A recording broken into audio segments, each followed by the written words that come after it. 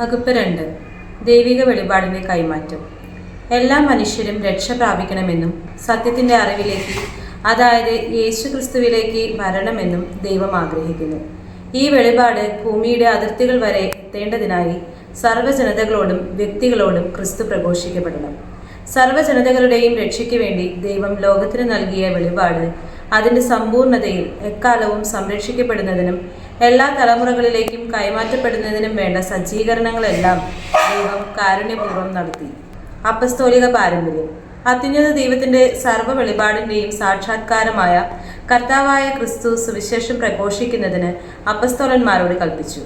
ഇത് പ്രവാചകന്മാർ മുൻകൂട്ടി വാഗ്ദാനം ചെയ്തതും അവിടുന്ന് തന്നെ പൂർത്തീകരിച്ചതും സ്വന്തം മധുരങ്ങൾ കൊണ്ട് പ്രഖ്യാപിച്ചതുമാണ്. സുവിശേഷം പ്രഘോഷിക്കുന്നതിലൂടെ അവർ ദൈവദാനങ്ങൾ എല്ലാ മനുഷ്യർക്കുമായി പകർന്നു കൊടുക്കുകയും രക്ഷാകര സത്യം മുഴുവൻ്റെയും ധാർമ്മിക വ്യവസ്ഥയുടെയും ഉറവിടമായി അതിനെ അവതരിപ്പിക്കുകയും ചെയ്യുന്നു. അപ്പസ്തോലിക പ്രഘോഷണം. കർത്താവിൻ്റെ കൽപ്പനയനുസരിച്ച് സുവിശേഷ പ്രഘോഷണം 2 തരത്തിൽ നിർവഹിക്കപ്പെടുന്നു. വാചിക രൂപത്തിൽ അപ്പസ്തോലന്മാർ തങ്ങളുടെ മാതൃക വഴിയും അവർ സ്ഥാപിച്ച സംവിധാനങ്ങൾ വഴിയും വാചികമായി സുവിശേഷം പകർന്നു കൊടുത്തു. ക്രിസ്തുവിൻ്റെ അധരങ്ങളിൽ നിന്ന്, അവിടുത്തെ പ്രഭാഷണങ്ങളിലും പ്രവൃത്തികളിലും നിന്ന് അവർ സ്വീകരിച്ചതും അല്ലെങ്കിൽ പരിശുദ്ധാത്മ പ്രചോദനത്താൽ അവർ ഗ്രഹിച്ചതുമായ കാര്യങ്ങൾ അവർ പകർന്നു കൊടുത്തു. ലിഖിത രൂപത്തിൽ അപ്പസ്തോലന്മാരും അവരോട് ബന്ധപ്പെട്ട മറ്റു വ്യക്തികളും ഒരേ പരിശുദ്ധാത്മാവിൻ്റെ പ്രചോദനത്തിന് കീഴിൽ രക്ഷയുടെ സന്ദേശം എഴുതി അറിയിച്ചു. അപ്പസ്തോലിക പിന്തുടർച്ചയിലൂടെ തുടരുന്നു. സുവിശേഷം സമഗ്രമായും സജീവമായും ഉചിതമായ വിധം സഭയിൽ സംരക്ഷിക്കപ്പെടുന്നതിന് വേണ്ടി അപ്പസ്തോലന്മാർ മെത്രാന്മാരെ തങ്ങളുടെ പിൻഗാമികളായി നിയോഗിച്ചു. തങ്ങളുടെ തന്നെ പ്രബോധനാധികാരത്തിൻ്റെ സ്ഥാനം അവർക്ക് നൽകി. നിശ്ചിതമായും ദൈവനിവേശിതങ്ങളായ വിശുദ്ധ ഗ്രന്ഥങ്ങളിൽ വിശേഷവിധിയായി സംരക്ഷിക്കപ്പെടുന്ന അപ്പസ്തോലിക പ്രഘോഷണം ഇടമുറയാതെ ലോകാവസാനം വരെ സംരക്ഷിക്കപ്പെടേണ്ടിയിരുന്നു. വിശുദ്ധ ലിഖിതത്തിൽ നിന്ന് വ്യതിരക്തമെങ്കിലും അതുമായി ഗാഠബന്ധമുള്ളതും പരിശുദ്ധാത്മാവിൽ നിർവഹിക്കപ്പെടുന്നതുമായ സുവിശേഷത്തിന്റെ സജീവമായ ഈ പകർന്നുകൊടുക്കൽ പാരമ്പര്യം എന്നറിയപ്പെടുന്നു. പാരമ്പര്യം വഴി സഭ താൻ എന്തായിരിക്കുകയും വിശ്വസിക്കുകയും ചെയ്യുന്നുവോ അത് മുഴുവനും തൻ്റെ വിശ്വാസ പ്രബോധനത്തിലും ജീവിതത്തിലും ആരാധനയിലും സനാതനമാക്കുകയും അവളുടെ എല്ലാ തലമുറകൾക്കും കൈമാറുകയും ചെയ്യുന്നു. വിശുദ്ധ പിതാക്കന്മാരുടെ പ്രബോധനങ്ങൾ ഈ പാരമ്പര്യത്തിന്റെ ജീവദായക സാന്നിധ്യത്തിന് സാക്ഷ്യം വഹിക്കുകയും സഭയുടെ ആചാരത്തിലും ജീവിതത്തിലും അവരുടെ വിശ്വാസത്തിലും പ്രാർത്ഥനയിലും ഈ പാരമ്പര്യ സമ്പത്ത് എങ്ങനെ ചൊരിയപ്പെടുന്നുവെന്ന് കാണിച്ചു തരികയും ചെയ്യുന്നു. ഇങ്ങനെ പിതാവായ ദൈവം തന്റെ വചനം വഴി പരിശുദ്ധാത്മാവിൽ നിർവഹിക്കുന്ന ആത്മാവിഷ്കാരം സഭയിൽ സന്നിഹിതവും കർമ്മോത്സുകവുമായി നിലനിൽക്കുന്നു. പൂർവ്വകാലങ്ങളിൽ സംസാരിച്ച ദൈവം തന്റെ പ്രിയപുത്രന്റെ വധുവുമായി അനുസ്യൂതം സംഭാഷണം നടത്തുന്നു. ആരിലൂടെയാണോ സുവിശേഷത്തിന്റെ സജീവ ശബ്ദം സഭയിലും സഭയിലൂടെ ലോകം മുഴുവനിലും മുഴങ്ങുന്നത്, ആ പരിശുദ്ധാത്മാവ് വിശ്വാസികളെ പൂർണ്ണ സത്യത്തിലേക്ക് ആനയിക്കുകയും ക്രിസ്തുവിന്റെ വചനം അവരിൽ സമൃദ്ധമായി വസിക്കുന്നതിന് ഇടയാക്കുകയും ചെയ്യുന്നു. പാരമ്പര്യവും വിശുദ്ധ ലിഖിതവും തമ്മിലുള്ള ബന്ധം.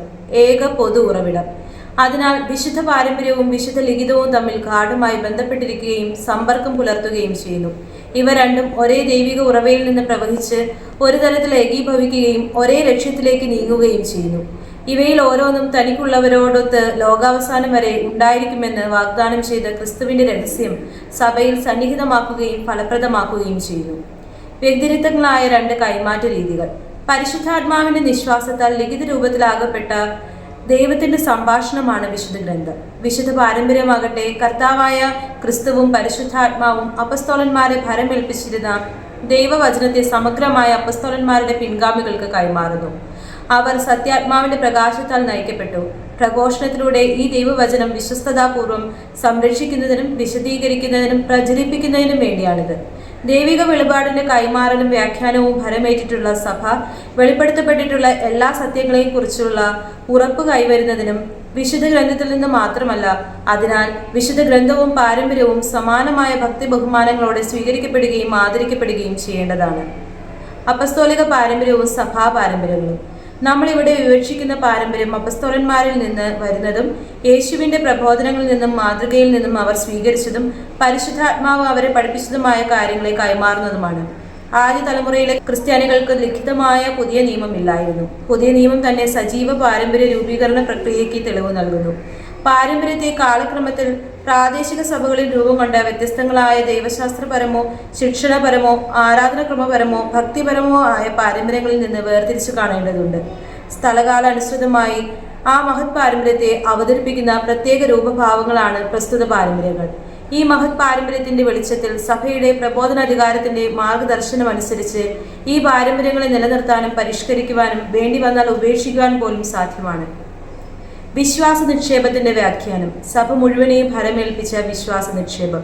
വിശുദ്ധ ഗ്രന്ഥവും പാരമ്പര്യവും ഉൾക്കൊള്ളുന്ന വിശ്വാസ നിക്ഷേപത്തെ അപ്പസ്തോലന്മാർ സമസ്ത സഭയെയുമാണ് ഫലമേൽപ്പിച്ചിരിക്കുന്നത്. ഈ വിശ്വാസ നിക്ഷേപം മുറുകെ പിടിച്ചുകൊണ്ട് വിശുദ്ധ ജനം മുഴുവനും തങ്ങളുടെ ഇടയന്മാരോട് ചേർന്ന് അപ്പസ്തോലിക പ്രബോധനത്തിലും കൂട്ടായ്മയിലും അപ്പമുറിക്കൽ ശുശ്രൂഷയിലും പ്രാർത്ഥനകളിലും സദാ വിശ്വസ്തരായി വർത്തിക്കുന്നു. അങ്ങനെ കൈമാറപ്പെട്ട വിശ്വാസത്തിന്റെ പാലനത്തിനും പരിശീലനത്തിനും പ്രഘോഷണത്തിനും മെത്രാന്മാർക്കും വിശ്വാസികൾക്കുമിടയിൽ നിർണായകമായ ഒരു യോജിപ്പ് സംജാതമാകണം. സഭയുടെ പ്രബോധനാധികാരം. ലിഖിത രൂപത്തിലോ പാരമ്പര്യത്തിലോ ഉള്ള ദൈവവചനത്തെ അതിനെ ആധികാരികമായി വ്യാഖ്യാനിക്കാനുള്ള ധർമ്മം സഭയുടെ സജീവ പ്രബോധനാധികാരത്തിന് മാത്രമാണ് നൽകപ്പെട്ടിരിക്കുന്നത്. യേശുക്രിസ്തുവിന്റെ നാമത്തിലാണ് സഭ ഈ അധികാരം വിനിയോഗിക്കുന്നത്. അതായത് റോമാ മെത്രാനായ പത്രോസിന്റെ പിൻഗാമിയോട് ഐക്യത്തിൽ വർത്തിക്കുന്ന മെത്രാന്മാരെയാണ് ഈ ചുമതല ഏൽപ്പിച്ചിരിക്കുന്നത്. എന്നാലും സഭയുടെ ഈ പ്രബോധനാധികാരം ദൈവവചനത്തിന് അതീതമല്ല.